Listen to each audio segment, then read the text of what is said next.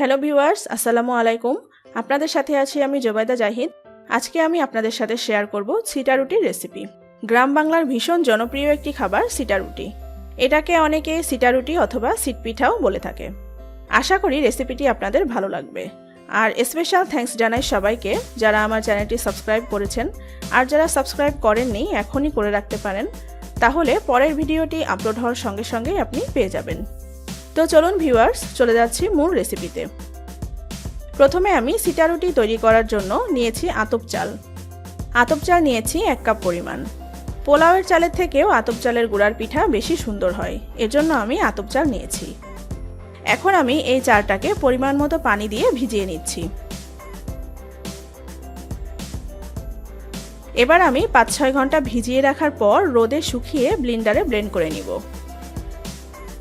আমি আতপ চালটি ব্লেন্ডারে গুঁড়া করে নিয়েছি। রোদে শুকিয়ে নেওয়ার জন্য গুঁড়াটা অনেক সুন্দর মিহি হয়েছে।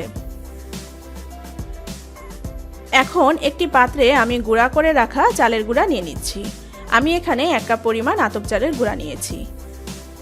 এখন এর মধ্যে দিয়ে দিচ্ছি পরিমাণ মতো লবণ। লবণটা চালের গুঁড়ার সাথে মিশিয়ে নিচ্ছি।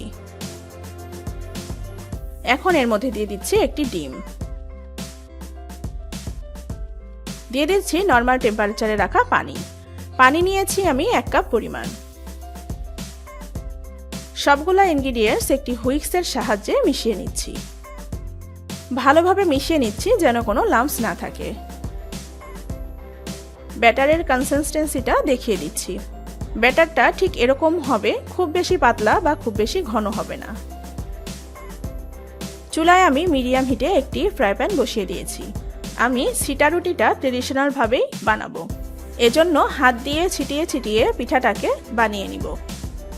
আমি এভাবে ব্যাটারটা পাত্রের মধ্যে ছিটিয়ে দিচ্ছি।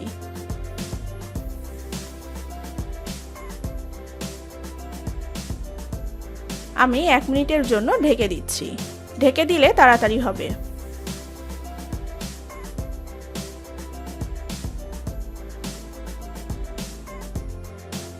আমার পিঠাটা হয়ে গেছে। এখন আমি এক সাইডে এভাবে করে পিঠাটা উঠিয়ে নিচ্ছি। এই পিঠাগুলা একটু পাতলা হলেই খেতে বেশি ভালো লাগে। তো ভিউয়ার্স, হয়ে গেল আমার চিটা রুটি পিঠা। আশা করি ভালো লেগেছে আমার আজকের এই রেসিপিটি। রেসিপিটি ভালো লাগলে অবশ্যই লাইক এবং শেয়ার দিবেন। ভালো থাকবেন সবাই। আল্লাহ হাফেজ।